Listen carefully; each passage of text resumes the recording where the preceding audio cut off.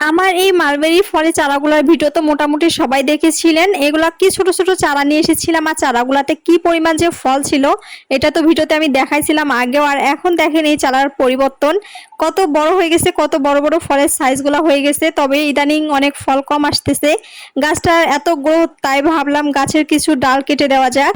এখানে আমি বড় সাইজের একটা ডাল কেটে নিয়েছি, আর এই ডালটা থেকে আমি কিছু চারা করে নিব। তবে মালবেরি গাছে কিন্তু যত বেশি ডাল কাটা পড়বে তত বেশি ফল আসবে, আমি যতটা জানি। ডাল কাটলে যদি বেশি বেশি ফল পাওয়া যায় তাহলে ডাল কাটতে সমস্যা কোথায়? তো এই কাটিংগুলো আমি আজ বসিয়ে দিব। তার জন্য আমি আমার বাগান থেকে অ্যালোভেরা উঠিয়ে নিলাম। এই অ্যালোভেরা ডালের মানে কাটা অংশগুলোতে লাগিয়ে আমি এগুলা বসাবো মাটিতে। সবগুলা কাটিংয়ে আমি অ্যালোভেরা লাগিয়ে নিয়েছি, এখন এগুলা মাটিতে বসিয়ে দিব। দেখা যাক এগুলা থেকে আমি চারা করতে পারি কিনা।